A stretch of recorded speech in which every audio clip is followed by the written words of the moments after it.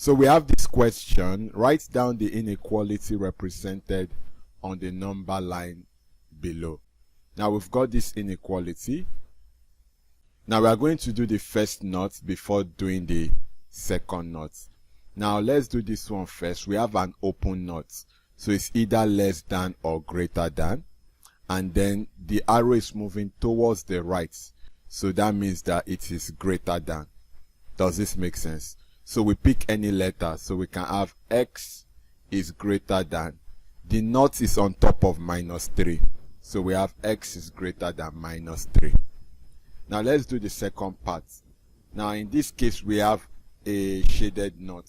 So it means that it is either less than or equals to, or greater than or equals to. Now the arrow is moving towards the left. So it means that it is less than or equals to. So we pick the same letter. X is less than or equals to. The knot is on top of 1. So we have 1. Alright, so we need to add these two inequalities together. And to do that, the letter x must be in the middle. So if x is greater than -3, it means that -3 is less than x. I hope you understand. And on this side, x is still less than or equals to 1. Now we have x at the middle. So it means that -3 is less than x, less than or equals to 1. And this is our answer. I hope you understand. Let's take another question. So we've got the same question. Write down the inequality represented on the number line below. Now in this case also we've got two knots, so we take them individually. Now let's take this first knot. We have a shaded knot, so it means that it's either less than or equals to or greater than or equals to.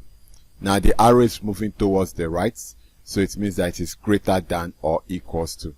Now we pick any letter. We can have y is greater than or equals to. The knot is on top of -3, so we have -3. Now let's do the second part. We have an open knot, so it means that it is either less than or greater than. In this case, the arrow is moving towards the left, so it means that it is less than. And we use the same letter, y is less than. The knot is on top of 0, so 0. I hope you understand. The next thing we need to do is to make sure the letter is in the middle. So if y is greater than or equals to -3, it means that -3 is less than or equals to y. I hope you understand. And y is still less than 0.